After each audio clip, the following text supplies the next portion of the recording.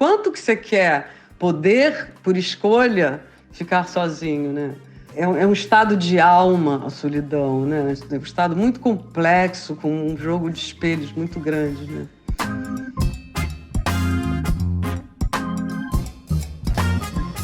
Nos anos 80, a escritora e cantora Olivia Byton soube, na hora do parto, que seu primeiro filho, João, era portador de uma síndrome muito rara, a síndrome de Apert.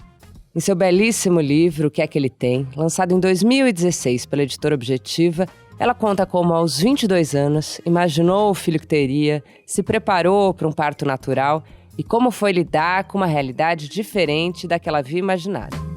No livro, ela escreveu sobre a solidão que sentiu quando, após uma cesárea e uma sedação, se deu conta de que seria uma mãe diferente da maioria. É sobre isso também o tema do episódio de hoje. Eu sou Luara Calvianic e este é o podcast da semana. Olivia Byton dedicou grande parte da sua vida à música. Ela é cantora e compositora. Nos últimos anos, a escrita é o que preenche seu dia a dia. Hoje ela está trabalhando em um romance em que retrata as diferentes idades da vida, do 0 ao 100. O lançamento vai ser pela editora José Olímpio. Na conversa que você ouve a seguir, ela fala sobre solidão e maternidade, sobre a solidão das mães com filhos com algum tipo de deficiência e sobre os caminhos para que a sociedade integre essas pessoas. Escuta essa nossa conversa. Olivia, a solidão na maternidade é um tema muito falado, né? Mas e a solidão das mães de filhos com algum tipo de deficiência? Você acha que ela acontece de maneira diferente? Eu acho que em vários momentos, sim, porque a solidão é um tema tão complexo, né, da existência, né? Solidão é o nascimento, é o momento primeiro da solidão. A gente está sempre buscando se completar com alguma coisa, né? E no parto de uma criança que vem com uma deficiência, tem um agravante aí disso, não só de você ter ficado sozinha depois de ficar 9 meses com uma pessoa dentro da sua barriga, com uma vida dentro da sua barriga, você tem aquele momento de reconhecer que você é uma mãe diferente de todas as que você está em volta, né? Enfim, e é um momento de profunda solidão, a consciência disso. Só que, imediatamente, eu acho que no caso... Eu conto no livro que eu escrevi sobre o meu filho, que nasceu com uma síndrome muito rara, né? Que, no primeiro momento, essa distância entre a normalidade era tão grande porque, na maternidade, ninguém sabia do que se tratava. Ele tinha as mãos e os dedos dos pés grudados, tinha uma cabeça que não passou na hora do parto natural e foi para cesariana. Eu fui sedada, então eu fiquei ouvindo tudo que se falava, e o que se falava era uma grande pergunta, assim, que é isso? Que criança é essa? Ninguém sabia o que era, né? Então, quando eu tive a consciência de que eu tinha ganho um filho, diferente de todas as crianças, até que os médicos não conheciam. Eu fui lançada num lugar escuro, vazio, que é isso eu posso chamar da própria solidão humana, assim, e agora, onde é que eu me pego? Sabe? Porque muitas vezes, assim, vamos dizer, uma depressão pós-parto pode te jogar nesse lugar, né? A solidão, eu acho que ela tem uma mãozinha dada com a depressão, assim, né? Porque é um negócio que a pessoa se lança, porque quase todo mundo pode sair de uma solidão, né? Agora, a depressão não deixa, a pessoa se trancou ali dentro. E a solidão pode resultar numa coisa maravilhosa. Mas nesse momento ali do parto, eu tive a chave justamente para sair do buraco negro que eu estava, foi a minha analista, Lourdes Toledo. Ela já morreu. Ela foi ao hospital porque eu estava entrando numa crise horrível de rejeição do meu filho. Eu tinha 22 anos, quando me apresentaram o João, eu falei a coragem que, eu não sei se eu teria um dia na vida, de dizer assim, não é meu filho, eu não quero essa criança. Não, mas você tem que aceitar. Veio aquela coisa, as pessoas, como assim? Eu falei assim, não, pode levar. Uma coisa muito terrível que se abateu sobre mim naquele momento. E Em seguida, tiraram realmente meu filho de mim, porque ele foi para um outro hospital que ele teve que fazer uma cirurgia imediatamente.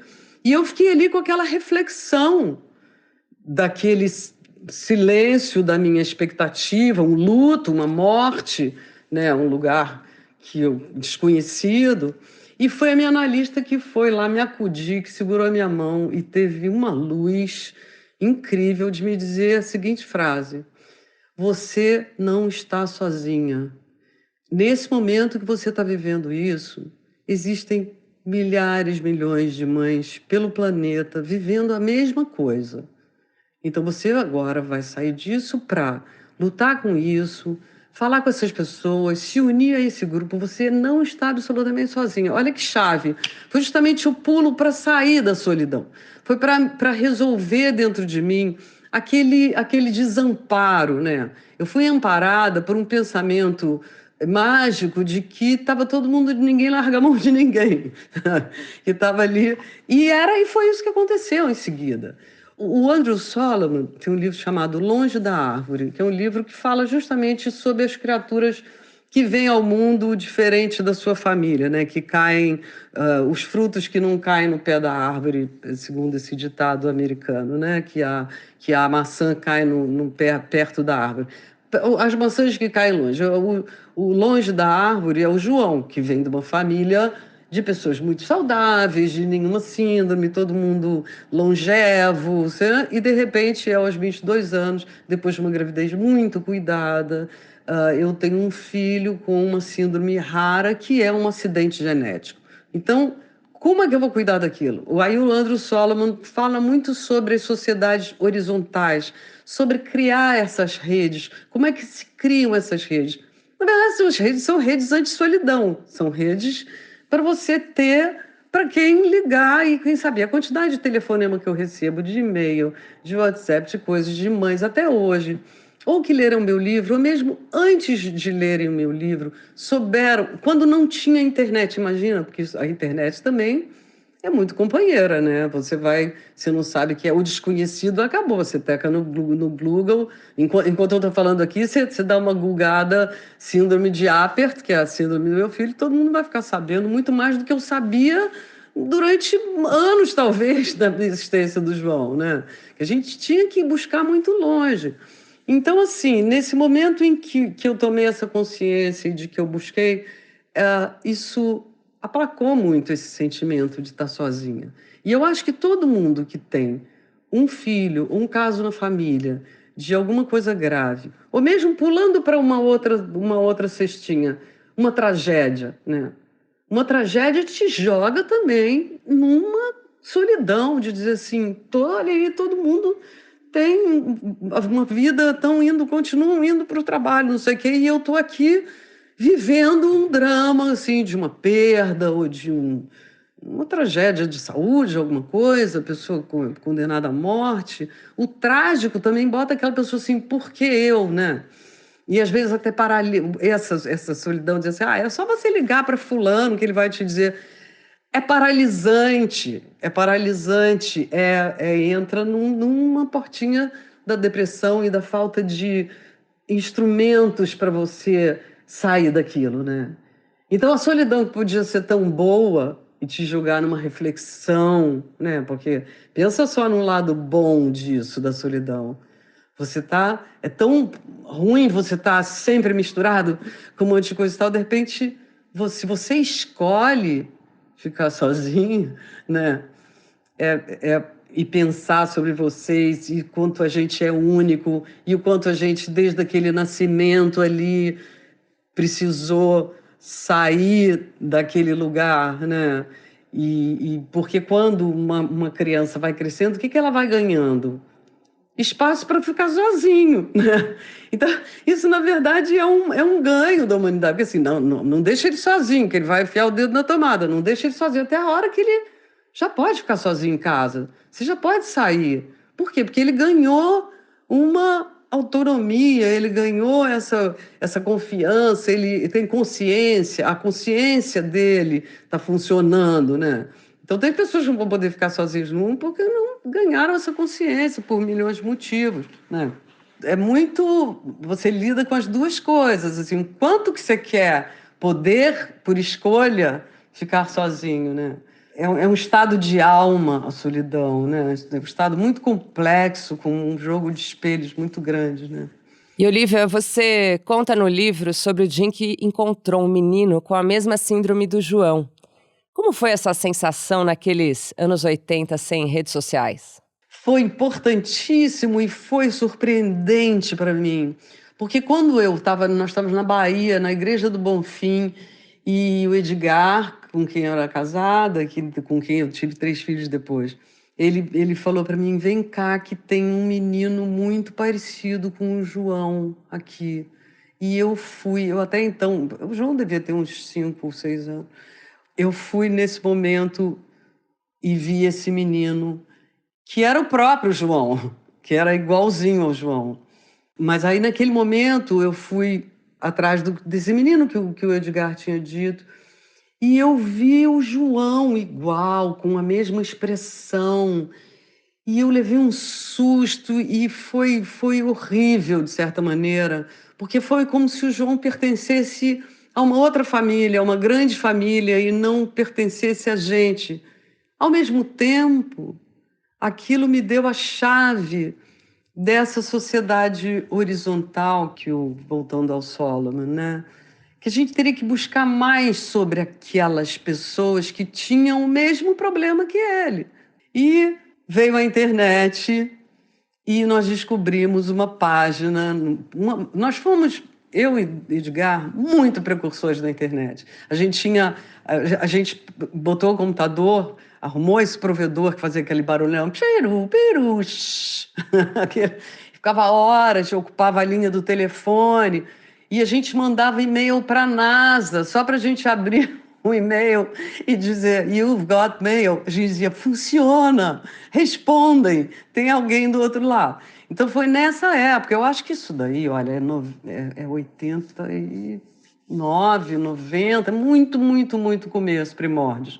E a gente achou isso, a primeira pesquisa no Alta Vista, que não tinha o Google ainda, o buscador chamava Alta Vista.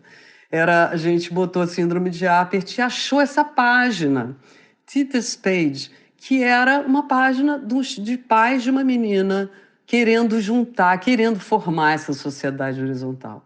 Bem, a partir daí isso só cresceu. Hoje em dia tem imensos grupos.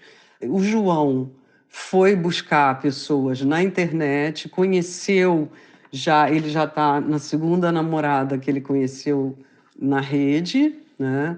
E essa moça que ele conheceu agora tem sido assim, ela mora muito longe, a gente mora no Rio, ela mora no Espírito Santo, bem longe de Vitória, da capital, e a cidade que a gente mais conhece, Espírito Santo, que é Cachoeiro do Itapemirim, é um pouco ainda além de Cachoeiro do Itapemirim, ou seja, uma viagem longa de ônibus. Ele já foi várias vezes e ela já foi algumas vezes também para o Rio. Esse carnaval, por acaso, aconteceu uma coisa mágica, porque o João está fazendo 42 anos daqui a pouco, né? Então é um adulto já, com idade mais do que madura.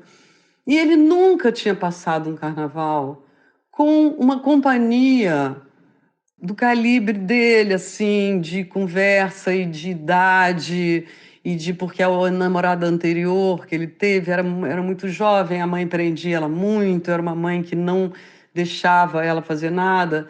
E essa moça vem de Vitória, do Espírito Santo, e eles estão com independência, ou seja, eu não estava no Rio, e ele recebeu a moça, foi na rodoviária, buscou ela, pegou o Uber, voltou, foi passear, levou ela em programas incríveis, na Feira de São Cristóvão, depois no Carnaval, depois foi passear na Roda Gigante, programas que ele mesmo elaborou e que ele passou o Carnaval. Eu falei: gente, chegou um momento em que o João não está mais sozinho, né?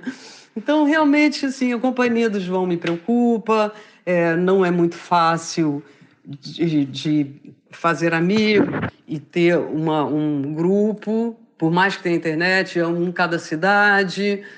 E aí o João, de repente, esse foi magicamente resolvido, isso com essa moça, e essa correspondência, essa facilidade de ir e vir. Para mim foi um momento de felicidade plena, né? De eu chegar e poder dizer, aconteceu, João tem alguém, ele está se administrando, né? Porque tem essa pergunta nas mães que têm filhos com deficiência.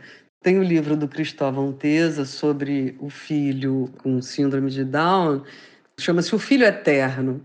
E geralmente, quando as pessoas têm um filho com algum tipo de deficiência, tem sempre essa pergunta: será um filho eterno?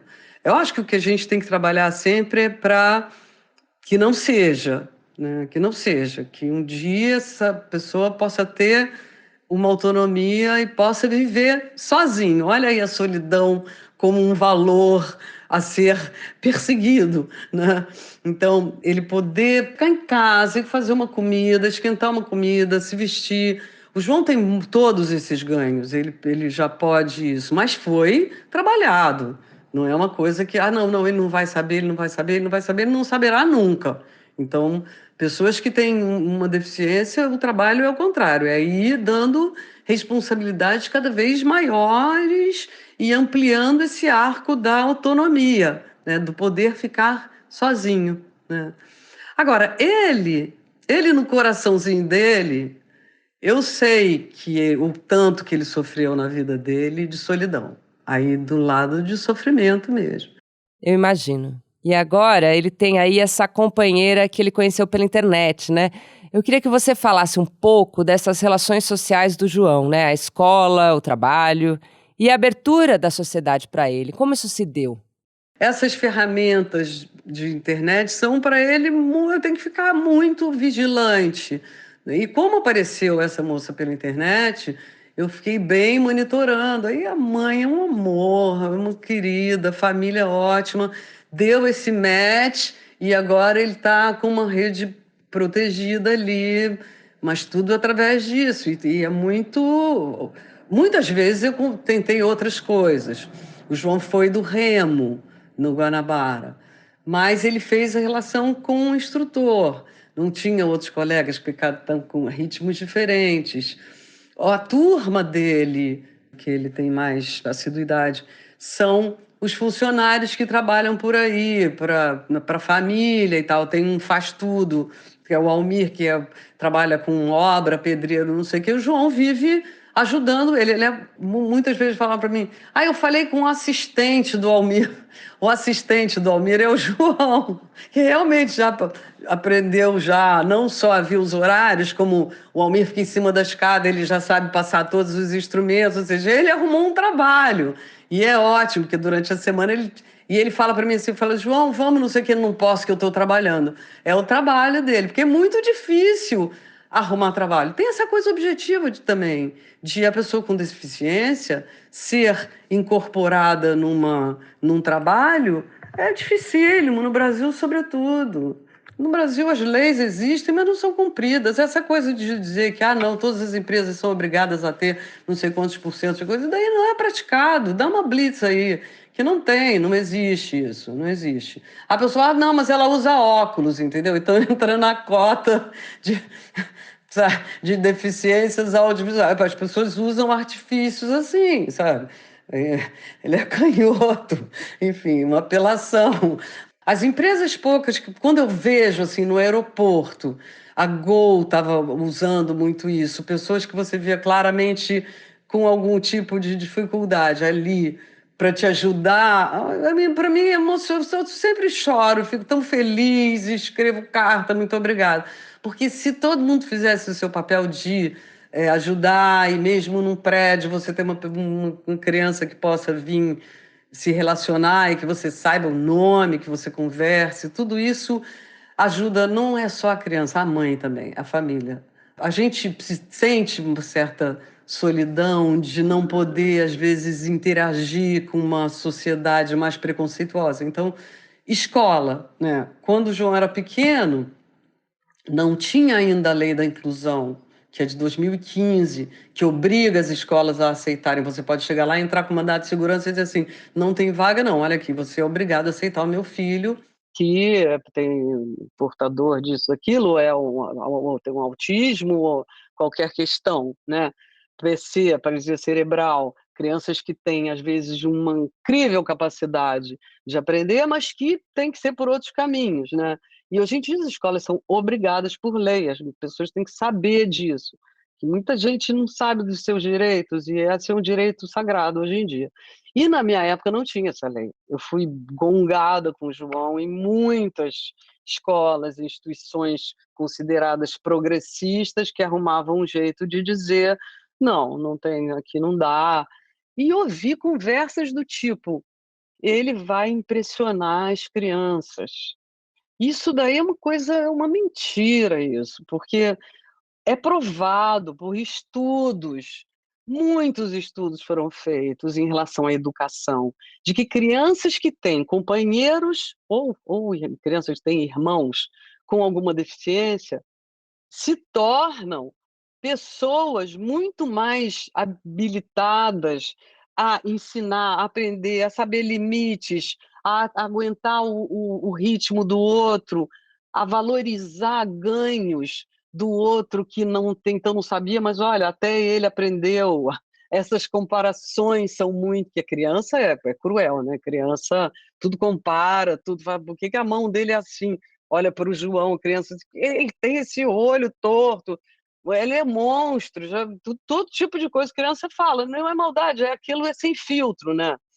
E isso daí dentro da escola, a criança aprende assim, não, você não pode falar isso, porque esse menino, ele tem isso e isso. E a criança tem isso na escola e aprende a lidar depois pela vida, porque conviveu com esse menino, teve que olhar para isso, teve que tolerar, e tornou essa vida desse menino muito melhor, porque esse menino está indo à escola, ele pertence a um grupo, ele bota uma lancheira e vai, tem a hora dele, por mais que ele não aprenda nada, é isso que eu dizia nas escolas, assim, ele não precisa cumprir o currículo, ele só tem que ter o lugar de encontro, o lugar de socialização, o lugar que ele vai se sentir pertencendo, né? Pertencimento, né? Essa coisa de acostumar ele a estar com mais pessoas, né? Para finalizar, eu queria que você deixasse uma mensagem para as mães que hoje são a Olivia de 22 anos, né, que receberam uma notícia não esperada. Olha, o susto é muito grande e é nesse momento do susto que você vai para esse lugar de solidão, né? Então, o conselho realmente é procurar ajuda. Daí não se resolve sozinho, isso daí tem que ter rede, e se você não tem uma rede familiar, se você não tem uma rede de irmãos bem próximos, coisa de idade também é importante, não ficar só com a rede dos avós da criança, porque também pode ter uma coisa um pouco fora da atualidade, essa rede de gente da mesma idade, grupo de mães, e geralmente nos terapeutas existe, você buscando terapia e grupos dentro do SUS, eu sei que tem grupos de autismo, dentro do SUS tem coisas muito interessantes desses grupos. E para quem tem mais recursos, as fisioterapeutas, elas te botam dentro dessa realidade, né? Porque você, uma família com todo mundo normal, entre mil aspas, mas você recebe essa notícia e você está ali meio que quase que é uma condenação, tem que sair desse lugar. Tem que sair desse lugar da condenação, porque isso daí é dentro do pior escuridão, da solidão do lugar que você fala, como eu vou sair disso? Pode dar muito ruim, inclusive pode disso, a consequência disso muitas vezes é fazer uma ligação com o filho, né? Porque aí você sai disso assim, não, mas ele e eu somos a mesma coisa, eu vou viver através disso e a sua vida virá através daquilo, a ponte para você sair daquilo seja um grude com o filho, e não é bom para nenhum dos dois. Nenhum dos dois, essa coisa assim, não, esse filho veio como uma bênção, é um anjo que veio para iluminar a minha vida. Não é mesmo. Eu acho que eu sou super contra essa coisa, assim, são pessoas que vêm para iluminar. Até uma leitura religiosa e tal, respeito. Mas como muleta para a pessoa sair do drama em que ela entrou, não vai fazer bem para a criança nem para você. O drama é para ser resolvido, para você ajudar, para você justamente estar fora, você é uma mãe, você é saudável, você pode ter outros filhos, inclusive, E aquele filho você tem que dar o melhor de si para ele. E não viver o drama dele como se fosse seu, né? Então, essa individualizar, né? Você aí não curar a solidão com esse grude. Você vê que dentro de você se encala como um negócio para você resolver como caminho, iluminar aquele caminho, jogar luz naquele caminho. E não pedir para ele ficar sendo a luz desse caminho, né? Ótimo, Olivia. Muito obrigada pela conversa.